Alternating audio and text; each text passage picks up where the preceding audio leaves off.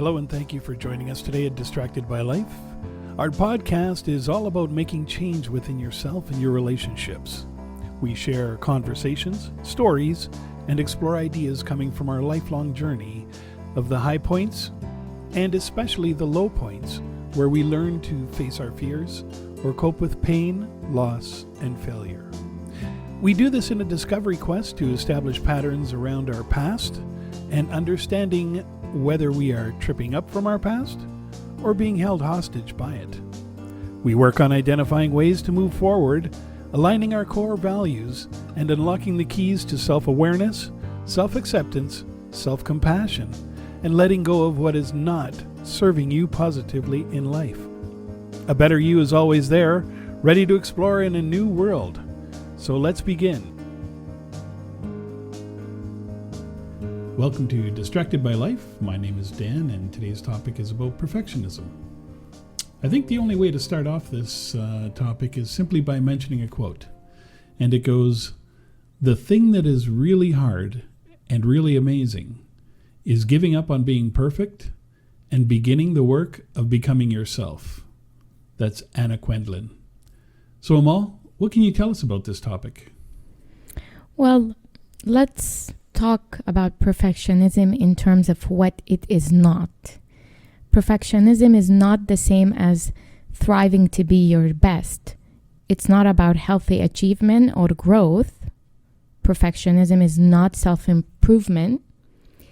Also, according to the research, it shows that perfectionism hampers success. Often it's the path to depression, anxiety, addiction, and all the opportunities we miss because we are too afraid to put anything out in the world that could be imperfect.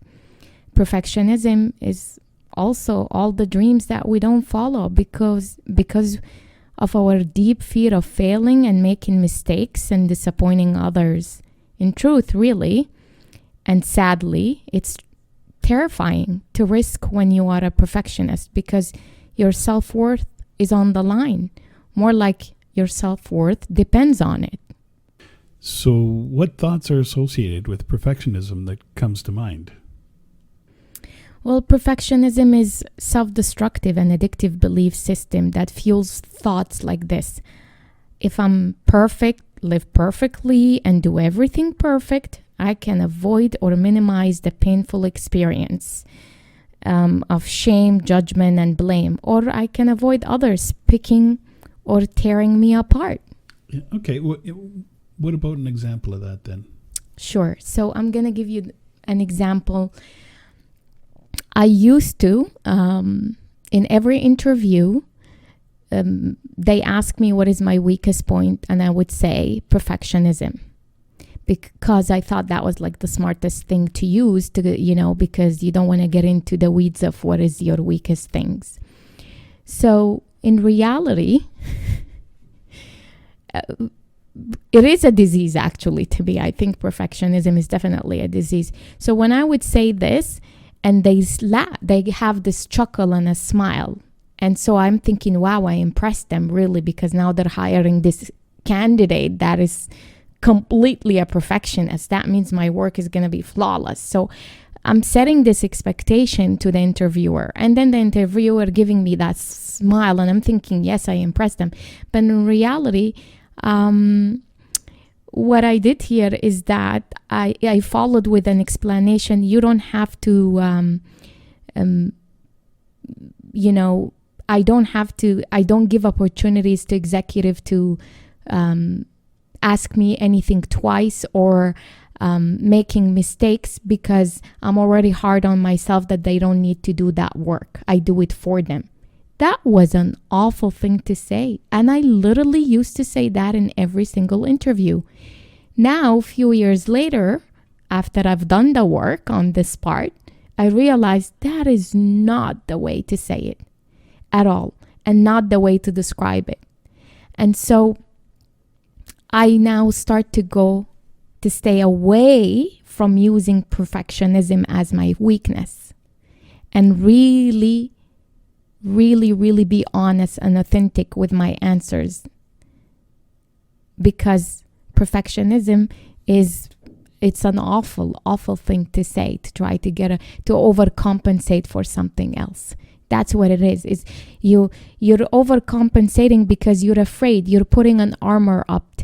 You don't want people to tear you down. You don't want the criticism. You don't want people to comment. And that means there is something wrong with you. They're going to shame you, all of this. And you don't want to, all these discomfort feelings, you don't want to feel it. So you say, oh, I'm a perfectionist. And you're like proud of it. It's not something to be proud of it. That just now, really, when you dig into the topic, it's not something to be proud of. It's actually, you're compensating. You're basically telling the world you're afraid of their feedback. You are putting your armor up, and I'm okay to be hard on yourself so you don't have to do the work. Okay, so listen, my understanding is that you're saying that there's no such thing as perfectionism? No, there isn't. There is no such a thing as perfectionism because it's an unattainable goal. Besides, I believe it's a perception, like I said. It is a perception that we have, which is again unattainable, and there is no way of controlling other people's perception, regardless of how much time and energy we spend trying. We just can't. Sadly, but that's what everybody expects. Yes, and here's another example. I was performance review time. I spent the whole year doing everything possible to please this one executive, everything you can think possible. I followed everything she wanted and needed. I gave into everything, even though my common sense was against it, but because it makes her happy and it gives her satisfaction that I am being submissive, and that's the right way to go. I am pleasing. I'm here aimed to please. So I did that. What happened in the performance review is that despite all of my performance throughout the year and saving her in so many times and so many occasions and making her life so easy, what ended up happening is that there were no way of changing her perception of me. In her mind, I was just not right there perfect yet. She had a list of things to point out to me that wasn't just under the perfection line. I am just not there yet. She literally evaluated me based on that lens. And that was... based on more on a feeling than actual... Yes. And that was unfortunately... it was actually awful and disheartening. So does that mean that there is a tendency for that expectation of perfection, almost like it's always has to be there, like it's addictive, so to speak? Like is perfection addictive? Yes, because we invariably do experience shame, judgment, and blame. We often believe it's because we weren't perfect enough or good enough with something or someone, etc. So rather than questioning the faulty logic of perfectionism, we become even more entrenched in our quest to live up to that and look and do everything better or just right. Okay, so what do we do to overcome it? Well, we need to be able to acknowledge our vulnerabilities to the universal experiences of shame, judgment, and blame. We become more, we need to be more compassionate with ourselves and begin the practice of shame resilience. We can embrace our perfectionism. And when I say shame resilience, I mean it in the sense that you have to show up authentically and be seen and get comfortable in your own skin and with the discomfort. So when you do experience that one situation, whether it's a person perception of you or something that happened, you are not falling apart and blaming yourself and literally cowering and hiding into now digging, like you literally want to dig a hole and hide in it because you are not perfect. It wasn't just right. So based on the data, I don't think that some people are perfectionists and others are not. I think we all have some perfectionistic tendency. For some, perfectionism may only appear when they are feeling vulnerable, because that's when they start experiencing the shame.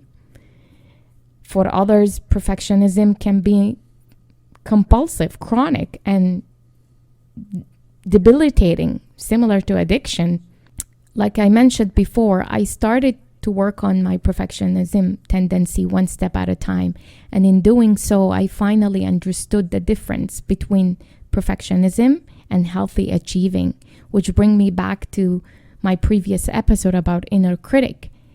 Exploring our fears and changing our self-talk are two critical steps in overcoming perfectionism.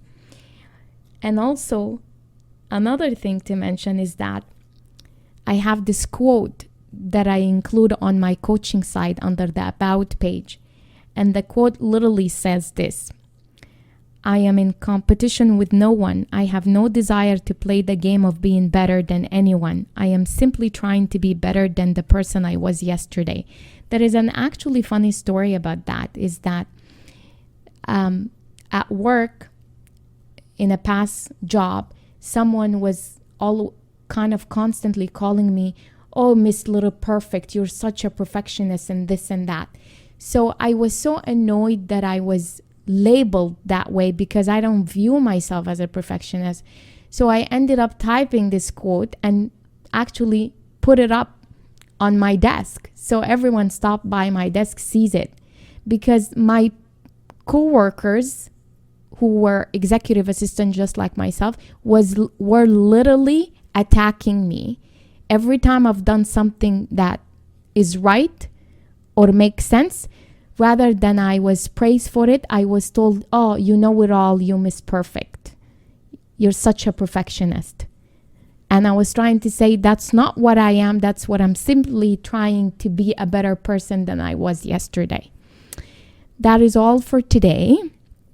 I do hope that you enjoyed this episode, and thank you for joining me. Until next time, show yourself some compassion. You are worthy, you are enough, and you are uniquely created. Back to you, Dan. Well, thank you very much for joining us here at Distracted by Life. It's good to know that being perfect is not perfect itself, and that it's okay to embrace our imperfections simply because that's normal. And with that said, stay tuned for our next episode from Amal and myself. Thanks again, and talk to you soon.